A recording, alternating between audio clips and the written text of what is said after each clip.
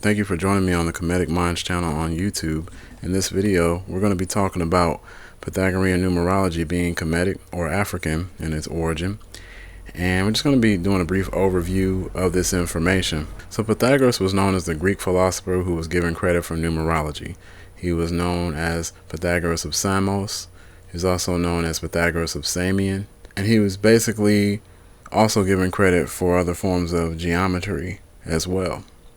And so if we look at Pythagoras's numerology, we'll find some interesting numbers and words associated with those numbers. In regards to his name, Pythagoras sums to 49. Upside down sums to 49.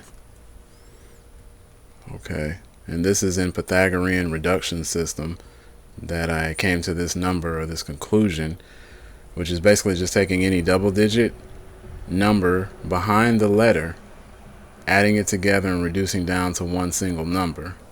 So R would be the 18th letter of the alphabet. 1 plus 8 would give you 9. And you reduce any double digit letter, reduce whatever number behind the double digit letter to get that sum of 49. So when I think 49, I'm thinking about the four sides. So when I'm thinking about the number 49, I'm thinking about the four sides of the pyramids. And 4 would represent the foundation. And 9 would represent previous knowledge, because 9 holds the previous knowledge of the other numbers. It contains the other numbers, 1 through 9. So this Pythagoras had knowledge. He had the foundation of the previous knowledge, 9. Okay, that was known, that was taught to him by the priests in ancient Kemet. And of course, here are your four sides of the pyramids. Okay, the foundation of a pyramid has the four sides. And so when we look at his other name that was given to Pythagoras, which is Pythagoras of Samos, that sums to 74. Well, 74 is a pretty key number. We also get in reverse reduction. Now that's in reverse reduction. I'm sorry, this is in Pythagorean reduction 74, which is our key number. But in reverse reduction, we get the number 88, which is basically A would be the last letter of the alphabet. So A would be equal 26 in the alphabet, and it would be in reverse. And then we'd reduce down any number behind the double digit letter, and we would get that summation right here of 88. 88 in reverse reduction, reverse Pythagorean reduction, also sums to African science. So in African science, okay, so these two are connected. So Pythagoras of Samos is connected to an African science. Okay, so he had to learn some African science to come up with his theories and conclusions, his theorems. Also, if we look at the word African science, it sums to 65 in Pythagorean reduction. Interestingly enough, now people think numerology is coincidence, but let's just let them continue to think that. Great Pyramid sums to 65. Okay, Great Pyramid sums to 65 as well. So call that coincidence. So the way I'm reading this right now is Pythagoras of Samos had to learn an African science, which was linked to that science was linked to the Great Pyramid to help build that Great Pyramid. So now we look at the number 88 again. 88 shows up in the word illuminated ones. Now I have a writing like a doctor, so bear with me. 88, the end of the beginning. That's what that sums to.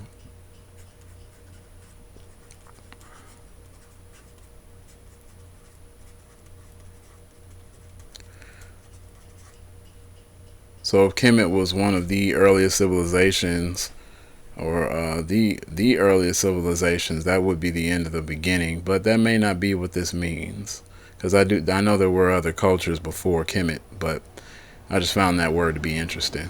Okay, so now let's move along. Okay, so now that we covered this, now let's look at the number 74, right? Because that's another number that showed up. So I'm going to separate this.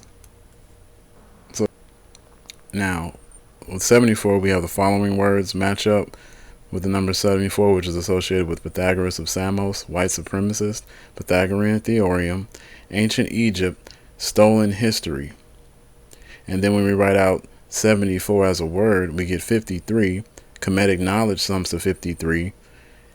And also in reverse reduction, we have the number 55 show up for the word 74. Numerology equals 55. So when we talk about Pythagoras, we're talking about the way I'm getting this vibration is someone associated maybe with early white supremacy. We can also have stolen history, because a lot of the credit that was given to him was a part of stolen history. And even in the history books, they don't really want to admit that it was a part of something he learned previously out of Memphis. And so he did study from Memphis, which is the capital of Egypt, and had to get permission to, once again, get this knowledge. So when we look at the book entitled Sacred Geometry Deciphering the Code by Stephen Skinner, for example, it says on page 7 at the bottom of the page, the study of sacred geometry. The ancient Greeks were the first civilization to establish the study of sacred numbers in geometry, although they probably learned the basics from ancient Egypt. So this is kind of like an oxymoron. So yeah, they were the first civilization to establish the study of sacred numbers in geometry, yet it then turns around and says that they learned the basics from ancient Egypt, which you can't learn the basics unless you have the foundation.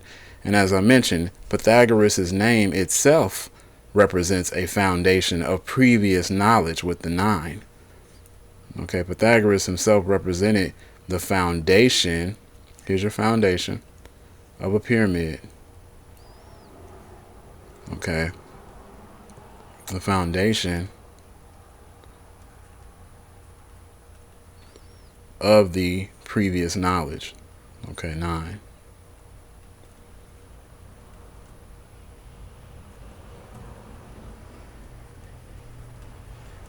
Okay, so that's what his name itself represented. Just looking at his numbers, not even looking at the history books.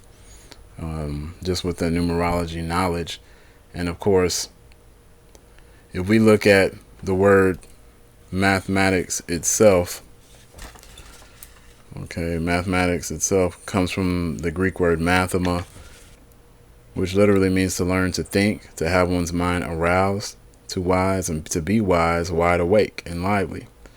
The suffix tic is just like the Greek word techni, as in technique. And the word mathematics means system, process, method, art, or craft. So this is literally, mathematics is the art of thought, or the systematic learning or automatic thought process that our minds go through when we begin to use mathematics. And of course, I'm quoting the great book Supreme Mathematic African Magic. And the god Thoth is associated, or also known as Tehuti, is associated with the god of learning and wisdom and thought. And even the word Thoth sounds like the word thought. So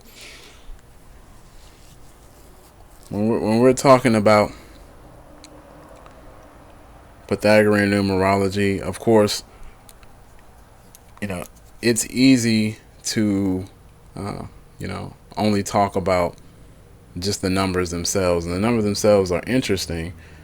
We also have to take into consideration that almost everything has an origin, and much of the mathematics and geometry that we have, much of the knowledge that we have today, is to be credited to the ancient Africans and melanated people of this planet. So that's it for this short presentation. I hope you guys enjoyed it. Hopefully I'll be back with another series, another hidden numerology series, and I think I'm going to be working on King Tutankhamun next.